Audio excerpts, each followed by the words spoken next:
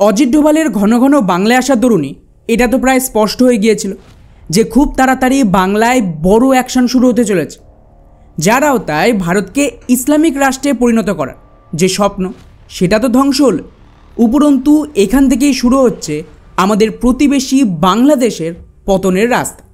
কীভাবে? এটা আশা করি বলার প্রয়োজন নেই, আপনারা সকলেই জানেন। পশ্চিমবঙ্গ হলো ভারতকে ইসলামিক রাষ্ট্র বানানোর সবচেয়ে বড় রাস্তা, কেননা এখান দিয়েই গোটা বাংলাদেশের কোটি কোটি অবৈধ অনুপ্রবেশকারীরা আর তার সাথেই মিয়ানমারের রোহিঙ্গারা ভারতে অনুপ্রবেশ করেছে গত 70 বছর ধরে। আর বাংলা থেকেই ওরা সমস্ত অবৈধ ভোটার আইডি থেকে শুরু করে আধার, এমনকি জন্মের নকল প্রমাণপত্র সহ সমস্ত নথি পেয়ে যেত, যাকে কাজে লাগিয়ে এই বাংলাদেশি আর রোহিঙ্গারা ভারতের বিভিন্ন রাজ্যে ঢুকে পড়ে। এমনকি এটাকে নিয়ে একসময় তো বাংলার মুখ্যমন্ত্রী মমতা ব্যানার্জি নিজেই সোচ্চার ছিলেন, আজ অবশ্য তার বিরুদ্ধে চলে গেছে। কারণ এখানে একটা টুইস্ট আছে। টুইস্ট হলো এইভাবে এত সহজ কেউ ভারতে ঢুকে এত বছর থাকতে পারবে না। এর জন্য কিন্তু বিলিয়ন্স অফ ডলারের ফান্ড দরকার, আর ইন্টারনালি পলিটিক্যাল, জুডিশিয়াল আর কর্পোরেট দুটোর সাপোর্টই চায়। এখন প্রশ্ন হলো যে এরা অবৈধ বাংলাদেশি আর রোহিঙ্গাদের সাপোর্ট দেবে কেন? তো এর জন্য পলিটিক্যাল পার্টির কথা যদি বলি, ওদের দুটো ফায়দা। প্রথমত, কিছু ইসলামিক দেশ, মূলত সৌদি, কাতার, ইউএই, টার্কি আর তার সাথেই আমেরিকার, ইউরোপের মাধ্যমে ফান্ড দেওয়া হতো পলিটিক্যাল পার্টি চালানোর জন্য। তাই জন্যই কিন্তু ভোটের আগে বিভিন্ন পলিটিক্যাল পার্টির মূল নেতারা বিদেশ ভ্রমণে যায়। আর দ্বিতীয় ফায়দা ছিল ভোট জেতার জন্য বিনা কিছু করেই একটা পার্মানেন্ট ভোটার বেস পেয়ে যাওয়া। তাই পলিটিক্যাল পার্টিগুলো এদেরকে সাপোর্ট দেয় ক্ষমতায় টিকে থাকতে। ওদিকে কর্পোরেটদের ফায়দা ছিল ওদের কম মূল্যের কর্মচারী চায়। এখন স্বাভাবিকভাবেই লোকাল মানুষ এত কম টাকায় কাজ করতো না, তো কর্পোরেট ওয়ার্ল্ড পলিটিক্যাল পার্টিগুলোকে টাকা দিয়েই সাহায্য করত, যাতে এরা অবৈধ বাংলাদেশি আর রোহিঙ্গাদের দেশে ঢুকতে সাহায্য করে। এর ফলে এরা সস্তায় কাজের লোক পেয়ে যেত, এবং এই সমস্ত ছোট বড় কর্পোরেট কোম্পানি বিশেষ করে এদেরকে দিয়েই কাজ করে, যার জন্য একটা প্রপার সিন্ডিকেট রয়েছে।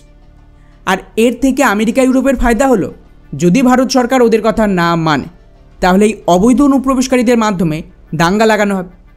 আর যেহেতু ওরা একটা বড় ভোটার, তাই বিভিন্ন সরকার ওদের ভোটও পাবেন। অন্যদিকে মুসলিম দেশগুলোর একটাই উদ্দেশ্য, ভারতকে সম্পূর্ণ ইসলামিক রাষ্ট্রে পরিণত করা, অর্থাৎ গাজওয়ায়ে হিন্দের স্থাপন। আর এই যে পুরো ষড়যন্ত্র, এর কেন্দ্রে ছিল পশ্চিমবঙ্গ। এখন মুশকিল হচ্ছে যে গত 70 বছরে পশ্চিমবঙ্গ সহ আশেপাশের সমস্ত রাজ্যের ডেমোগ্রাফি অনেকটাই পাল্টে গেছে। এমনকি আমরা তো এমন জায়গায় পৌঁছে গেছি যে ভারতের একাধিক রাজ্য, যেমন কাশ্মীর আর বাকি রাজ্যের কিছু এলাকায় অলরেডি ইসলামিক দেশের মতন বিহেভ করছে ওরা। ওখানে পুজো করতে দেওয়া হচ্ছে না, ভারতের পতাকা উত্তোলনের অনুমতি নেই। ফলে এদের হাত থেকে পুনরায় ভারতকে বাঁচাতে দুটো কাজ করতে হয়। প্রথম কাজ বাংলাদেশ থেকে অনুপ্রবেশ বন্ধ করা, আর দ্বিতীয় এবং সবচেয়ে গুরুত্বপূর্ণ কাজ যারা অলরেডি চলে এসেছে এদেরকে ফেরত পাঠানো। আর এই দুটো কাজই কেবলমাত্র পশ্চিমবঙ্গ থেকেই সম্ভব, কিন্তু স্বাভাবিকভাবে রাজ্য সরকার কিছুতেই এটা হতে দেবে না। কারণগুলো তো আমি শুরুতেই বললাম। এবং বর্তমানে পশ্চিমবঙ্গে অলরেডি এত মারাত্মক পরিমাণে অবৈধ অনুপ্রবেশকারীরা ঢুকে পড়েছে, যেখানে চাইলেও এমন কোনো সরকার ভোট জিততে পারবে না যারা এই অবৈধ অনুপ্রবেশকারীদের ফেরত পাঠায়। আর এটা কেন্দ্র সরকার তো খুব ভালোভাবে বুঝে গেছে। তো এটাকে কাউন্টার করতেই কেন্দ্র সরকারের পুরো ফোকাস পড়ে বাংলাতে, যার আওতায় প্রথমেই এবছর ফেব্রুয়ারি মাস অজিত ডোভাল একটা গোপন সফর করে বাংলাতে, যাকে নিয়ে কিন্তু কোনো রকম অফিসিয়াল কনফার্মেশন দেওয়া হয়নি। উনি বাংলায় এসে অত্যন্ত গোপনভাবে আমাদের সমস্ত সিকিউরিটি এজেন্সি আর গোয়েন্দাদের সাথে বন্ধ দরজায় মিটিং করেন। যেটুকু খবর মিডিয়াতে আছে তাতে উনি বীরভূম, মালদার, মুর্শিদাবাদ এবং 24 পরগনার মতন জেলাগুলোর সমস্ত তথ্য নেয়, যেখানে বলা হয় সীমান্তবর্তী এলাকায় মারাত্মক পরিমাণে অবৈধ মসজিদ আর মাদ্রাসা নির্মাণ হয়েছে। আর ধীরে ধীরে পুরো সীমান্তবর্তী এলাকায় ডেমোগ্রাফিকে পাল্টে তারপর ওদের মাধ্যমেই বাংলাদেশ থেকে অনুপ্রবেশ করানো হচ্ছে। এছাড়াও এখানে আইএসআই সহ বিভিন্ন ইসলামিক গোষ্ঠী কী কী কার্যকলাপ চালাচ্ছে তাকে নিয়েও পুরো তথ্য নেন, এবং দুদিন পরেই উনি আবার দিল্লিতে ফিরে যান। ওখানে গিয়ে একের পর এক মিটিং চলতে থাকে, ইনক্লুডিং গৃহমন্ত্রী অমিত শাহ আর পিএম মোদির সাথে। আর এই সময়কালেই দুটো বড় প্ল্যান তৈরি হয়েছে স্পেশালি বাংলার জন্য, যার আওতায় গত 15ই আগস্ট লালকেল্লা থেকে প্রধানমন্ত্রী এই ধরনের অ্যাকশনের হুঁশিয়ারি দিয়ে দেয় যে না কেবল ভারতের ডেমোগ্রাফি আবারও রিস্টোর করা হবে, বরং কিছু বড় অ্যাকশন তো নেওয়া হবে। প্রথম অ্যাকশন শুরু হয় আমাদের গৃহ মন্ত্রণালয়ের তরফ থেকে, যেখানে এ মাসের 19 তারিখেই পশ্চিমবঙ্গ সহ 17টা রাজ্যকে নির্দেশ জারি করে সীমান্ত থেকে 30 কিলোমিটার এলাকায় সমস্ত ধর্মীয় স্থাপনা ভেঙে ফেলার একটা নির্দেশ দেওয়া হয়। অর্থাৎ মন্দির হোক, চার্চ হোক, মসজিদ হোক, কিচ্ছু যেন না থাকে, কেননা এটা রাষ্ট্রীয় সুরক্ষার জন্য হুমকি স্বরূপ। এর কারণ হলো, যেমনটা আমি বললাম, অজিত ডোভাল ফেব্রুয়ারি মাসে বাংলা থেকে যে তথ্য নিয়ে গিয়েছিল তার মতে সীমান্তবর্তী এলাকায় মসজিদ আর মাদ্রাসার মাধ্যমে ডেমোগ্রাফি পরিবর্তন হচ্ছে আর অনুপ্রবেশ করানো হচ্ছে। তো তার উপর বেস করেই প্রথম অ্যাকশন হলো বাংলা। এখানে কিন্তু কোনো ধর্মের নাম উল্লেখ করেনি আর কেবলমাত্র বাংলাকেও টার্গেট করেনি, যেটা সত্যিই খুবই স্ট্র্যাটেজিক মুভ ছিল, যেটা সবার জন্য এবং কেউ বিরোধ করতে পারবে। এরপর শুরু হয় দ্বিতীয় আর ফাইনাল স্ট্রাইক। এটাই কিন্তু ভারতকে বাঁচাবে ইসলামিক রাষ্ট্র হওয়ার হাত থেকে। যেমনটা আমি শুরুতেই বললাম যে ভারতকে বাঁচাতে হলে পশ্চিমবঙ্গ কন্ট্রোল করতেই হয়, কারণ এইখানেই জিহাদিদের ঘাঁটি তৈরি হয়েছে আর বাংলাদেশ থেকে ডিরেক্ট সমর্থনও আসছে।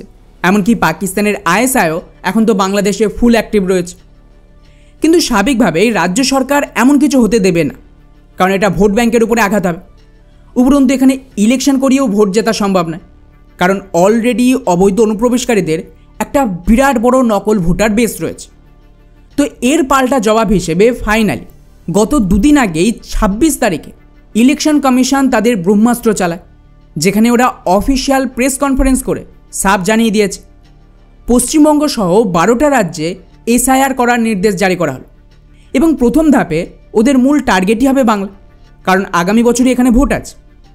এখন যদি আমরা একটু বিহারের দিকে নজর দিই তাহলে বুঝতে পারবেন ওখানে যদিও অবৈধ ভোটার আর অনুপ্রবেশকারীদের মাত্রা এতটা বেশি নেই যতটা বাংলা, কিন্তু তা সত্ত্বেও বিহারের মতন রাজ্যে এই এসআইআর করার ফলে প্রায় প্রথম পর্যায়ে 65 লাখ ভোটার বাদ যায় আর দ্বিতীয় পর্যায়ে 3,66,000, টোটাল 68,66,000 ভোট বাদ গেছে, যেটা হিউজ সংখ্যা।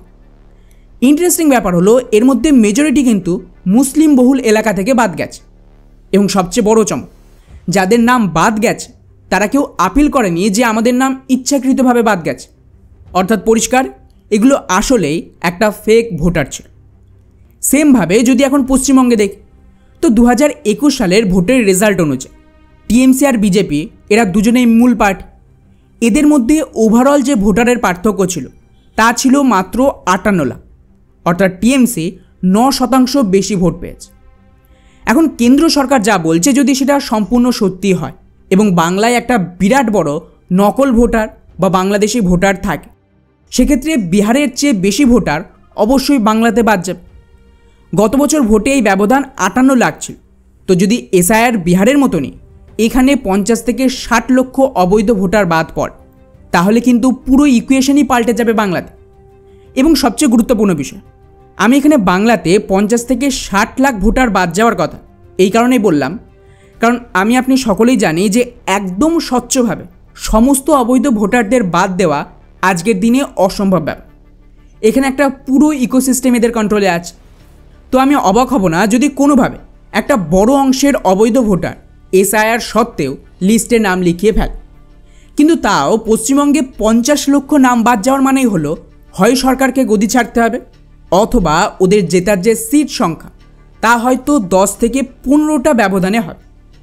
এবং যেটুকু ব্যক্তিগতভাবে আমি ভারতের পলিটিক্সকে দেখছি তাদের 10 থেকে 15টা সিট বেশি পেয়ে রাজ্যে সরকার টেকানো মুশকিল, আর এটাই সেই ফাইনাল মাস্টারস্ট্রোক। এখন আপনি বলবেন যে ভাই এসবের সাথে বাংলাদেশের কী সম্পর্ক? ওয়েল, যদি কোনোভাবে এখানে সরকার ভাঙে তার মানে নেক্সট অ্যাকশন অপারেশন বাংলাদেশ। কেননা বাংলা হাতছাড়া হওয়ার মানেই হলো যত কোটি বাংলাদেশিরা ভারতে রয়েছে ওদের বাংলাদেশে খেদানো হবে। পুরো ইকোসিস্টেম যারা এতে সামিল ছিল তারাও তো ধীরে ধীরে ধরা পড়বে। এতে করে বাকি রাজ্যেও এই ইনফরমেশনকে কাজে লাগিয়ে বাংলাদেশিদের খোঁজা। আর অলরেডি বাংলাদেশ যেভাবে ভারতের সাথে সম্পর্ক খারাপ করেছে সেটা আমাদেরকে সুবিধা দেবে যে একতরফা জোর করে ভারত এই সমস্ত অবৈধ বাংলাদেশিদের বাংলাদেশে ঢুকিয়ে দেবে, যার জন্য গত 6 মাস ধরে বিএসএফ ছোট ছোট ধাপে সীমান্তে প্র্যাকটিসও করেছে। ফলে গত ২৬ তারিখে এসআইআর ঘোষণা আর অমিত শাহের ১৯ তারিখে সীমান্তবর্তী এলাকায় ৩০ কিলোমিটার ধরে বুলডোজার অ্যাকশন, সব মিলিয়ে যা হতে চলেছে তা মনে হয় না ইতিহাসে এত বড় সাফাই অভিযান এর আগে কোনো দিন হয়েছে বা হবে। ফলে এখন কিন্তু সমস্ত নজর থাকবে সঠিকভাবেই এসআইআর হয় কিনা আর ভোটে তার কী ইম্প্যাক্ট আসছে তার ওপর।